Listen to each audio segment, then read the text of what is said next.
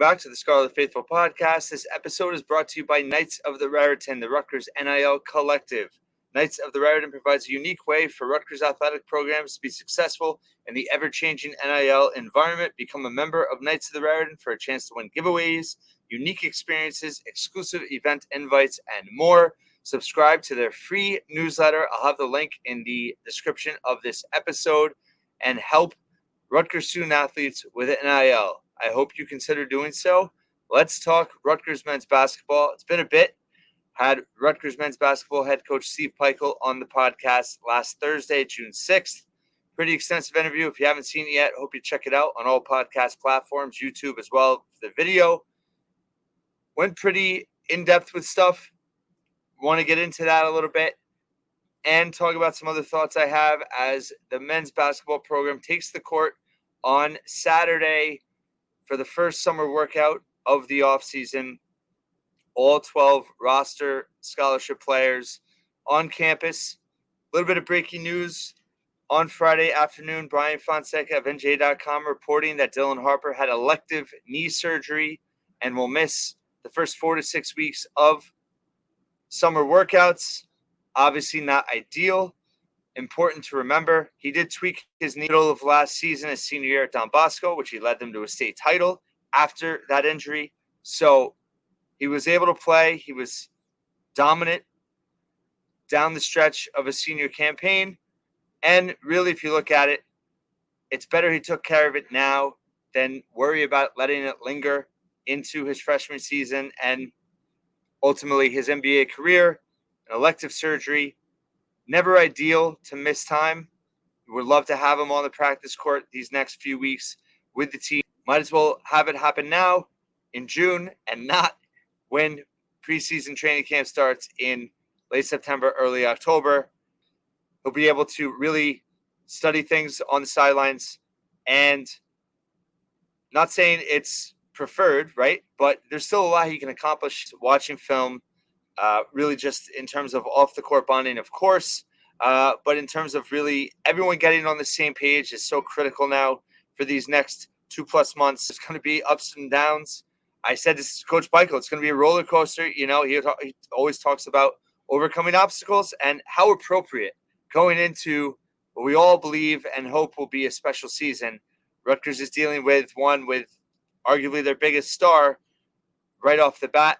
But again, I think the fact that it was elective, the fact that he finished his senior season so strong, all positive signs. The report said that he's recovered well. It's just a healing period. So in regard to this team, there's some obvious strengths on paper. There's some obvious weaknesses on paper. Defense is a concern, specifically inside and the interior rim defense without Cliff gone, not replacing him with a true portal starter. Obviously, Lathan Somerville, Emmanuel Ebole, Zach Martini. Pikiell went into depth about all three of them and how he feels like he has a lot of versatility there. Rebounding, we'll see. But it's fair to be, wonder how good of a rebounding team they will be. Just everyone acclimating together, both building, finding the right fits on the court, but also adapting and adjusting to higher level of play in the Big Ten. So there's a lot of questions, right? But there's also a lot of things to like. Offensively, this team, I love how many ball handlers they have. They have a lot of slashers, a lot of guys that can create off the dribble. You have Jeremiah Williams, Tyson Acuff, Dylan Harper. You have Ace Bailey, Jordan Durkak. Even Jermichael Davis at times last year showed the ability to distribute a little bit off the bounce. So they're going to have a lot of ball handlers, and it's about sharing the basketball, playing unselfish. You have spot-up shooters now with Zach Martini, PJ Hayes. You have a ton of athleticism. I think the key and the most intriguing part of this team as a whole is their size, their length, their athleticism, their positional versatility, the ability to mix and match lineups. It's going to be fascinating to watch.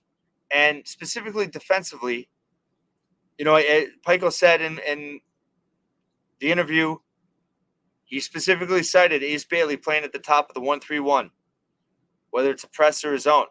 And that's that just kind of accentuates the point of what this team could be, because that would be a dynamic look. And I think defensively, if you look at a lot of the analytical transfer rankings, Evan Maya, Bart Torvik, Rutgers class is ranked, 130, 140-ish. And the big reason is defense, individual defense ratings for these players. But what Rutgers now has collectively as a team is they have a lot of length and size on the perimeter, right? They might be lacking a true rim defender, but one thing that they have is they have the ability to be disruptive in terms of jumping and passing lanes, taking away driving lanes, forcing bad shots, forcing contested shots. That's going to be so important. You can't score at the rim if you can't get to the rim. And I think that is a key part of what that defensive philosophy is going to be for Rutgers this season. And just in terms of their trapping ability in the press, I think you're going to see that utilized quite a bit. And then also over half court, right? It's all going to be about teaching awareness, anticipation, which takes time. Learning rotations, that's really going to be the key for the freshmen, I think, in terms of playing defense at a certain level that they've never been asked to, and just in terms of not only the level, but in terms of the sophistication of the defensive schemes they're going to be running. So that's where this 2 months is so critical for that, and will be so important in terms of their development as a defensive team. And I think in terms of what their strengths will be, right, I think position for position, they have very good size. And if it's all hands-on deck rebounding approach, which you've seen with Steve Pikiell's teams in the past, I think they're going to be a better rebounding team than people think. Obviously, playing a dominant five, going to have to see how Rutgers hangs. Zach Martini's, no doubt, Pikiell did not mince words. I mean, Martini's going to see action at the five. So when that happens, how does he hold up defensively? Pikiell talked about his fundamentals and what a great, how great he was at boxing out, how gritty he was, diving on the floor for loose balls. Obviously, Somerville, his development defensively, his footwork, his rebounding, going to have to jump up a notch. His strength, Egbole, I mean, he's, Pikiell talks about him being a gifted leaper, and he's obviously, built very strong. It's going to be, his feel, right? It's not just rebounding is all about heart, but it's also a little bit about feel in terms of, understanding where the ball is going to go based on where the shot was taken, angles, things like that. So there's just a lot of details that they need to grasp on the defensive end to really be a very good defense. And interestingly enough, like Bart Torvik, I mean, they're still projected to be a very good defensive team, and it's really going to be a collective effort. And when you talk about positional versatility, lineup versatility, it's not just how they mesh offensively. It's where they're going to work, where they're going to mix well defensively, and what is that going to result in terms of scheme, whether they press. One team that I was looking at in terms of statistical breakdown last year is Marquette. They were 13th in Ken Pom. They were very balanced, 21st offensively, 17th in defense. But they were a terrible rebounding team. They were a very bad rebounding team. They had some good rim defenders, but not any one dominant rim defender. And as a team, I mean, their block rate defensively was ranked 100th nationally, but they were really good at forcing steals and turnovers. They were really good at limiting their opponent on the free throw line. And they were excellent at limiting three-point attempts and opponent assist rate. So what does that mean? It means they were very disruptive with their size, with their length. They limited threes. They limited free throws. And they forced a lot of ISO. And that's what I think this team is going to have to do. With the length on the perimeter, they're going to have to react really well to the ball, to rotations, on-ball pressure, take away driving lanes, and force bad decisions, force mistakes. And again, if you got a big backcourt, and Pikiell really talked about having that size now and lacking that last year. It was the smallest team by far. This team traditionally is one of the biggest teams in the country, college basketball-wise, since Pikiell took over. It's kind of a core philosophy that he's had.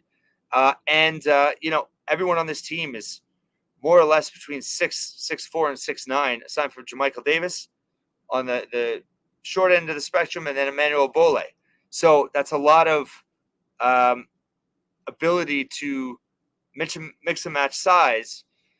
But on the perimeter, they're really going to be able, if they can force offenses, not allow them to get into their offense near the three-point line. If it's more towards half court, right?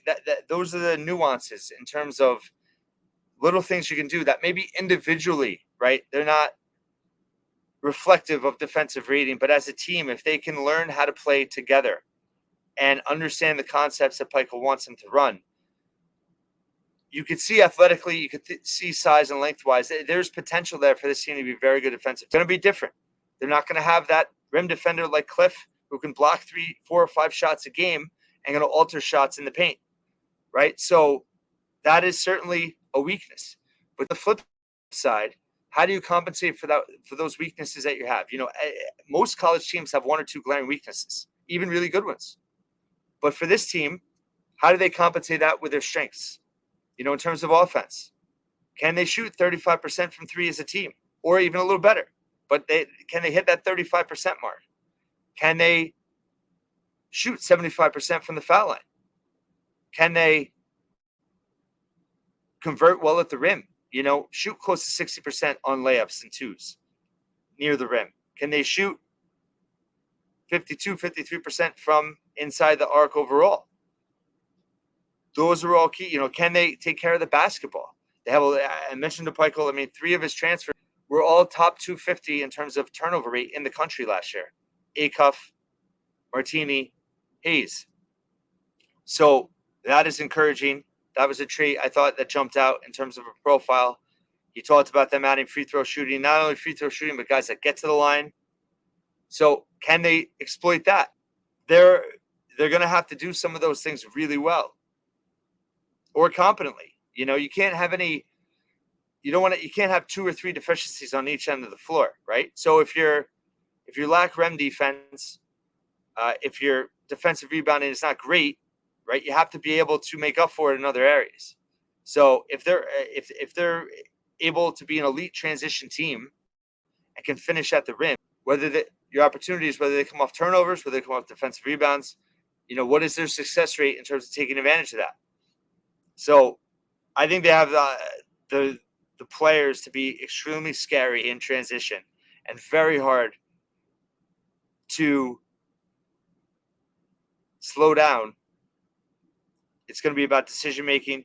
It's going to be about unselfishness. All these things that Pikiell talked about in terms of being everyone embracing roles, everyone willing to do what's best for the team. That's the whole deal, right? One thing I wanted to mention, obviously, you could say on paper, a downgrade from Cliff at center, although Pikiell gave some compelling reasons on the 5s he has. But another thing that I thought about in terms of, and you can't compare this team to last year's team because last year's team was one of the worst offensive team in college basketball, basically.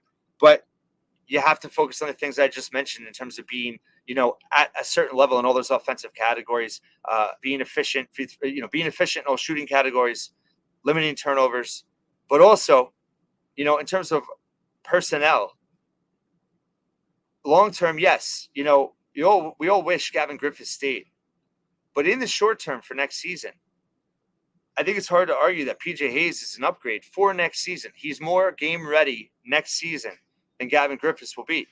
PJ Hayes shot 40% in the West Coast Conference last year, a good conference. He's got the size.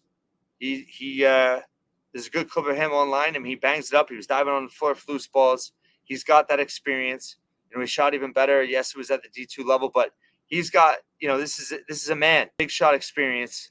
And I just think listen, I wish Griffith stayed. I'm not like poo-pooing him now. All I'm saying is on paper, if you look at Griffiths versus Hayes for next season, If it was player A versus player B, you take player A every time. And that's who Rutgers ended up with. So, again, that's why the offseason is a marathon, not a sprint. Those that kind of wanted to jump off the bandwagon when Griffiths left. And it's just part of, the culture. And listen, in terms of the culture of college basketball, and I hope he's successful in Nebraska. Another thing to keep in mind in terms of our own perception versus also looking at what this Rutgers team looks like versus the rest of the Big Ten. I talk about Sleepers Media a lot.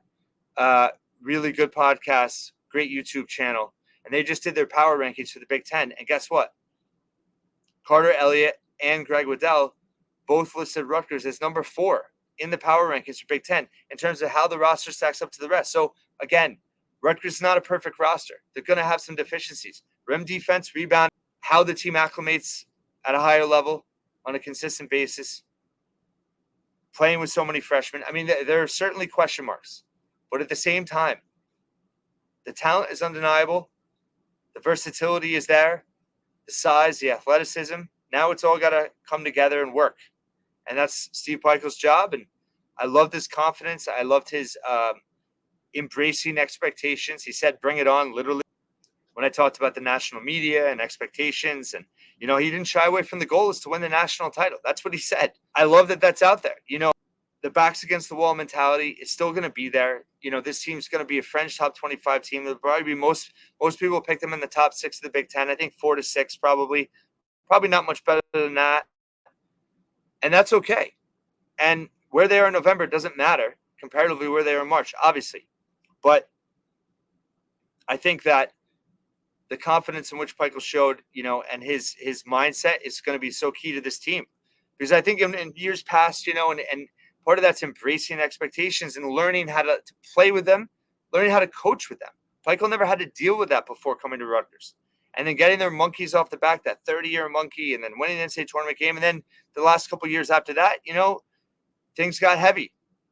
And I think that process, that experience has helped Pikiell evolve. And I just really love his attitude going into this team and this group. I think it's going to help them. And it's just a really exciting time. So Saturday, June 15th, starts it all. First summer workout as a team. As I mentioned, Dylan Harper, going to miss the first few weeks, coming off that elective knee surgery. It's always going to be something. It's never going to be a straight line. It's going to be roller coaster, but it's going to be a roller coaster that is going to be a fun ride. It's a roller coaster ride that's going to have your hair flying back if you have hair, unlike me, and screaming, your eyeballs rolling back, whatever, hair on fire. It's Saturday starts it all. It really does. And yes, there's going to be practice, tweets and all that stuff. But we're still a few months away from the real deal.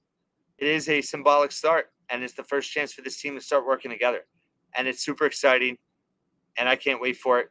And I hope you are excited as much as I am, but also I can't wait to go through it together with everyone through this podcast and social media and all that. A couple more notes before I go. Kalia Copper, Rutgers women's basketball alum, had a great career on the banks, named to the USA women's basketball team for the Paris Olympics in July. Great news there. And lastly, Rutgers now has 5 student athletes selected as first-team All-Americans across 5 spring sports.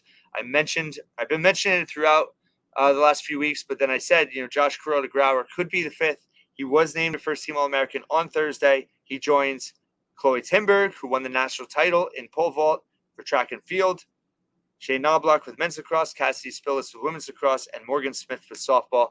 5 first-team All-Americans across 5 spring sports. Pretty impressive.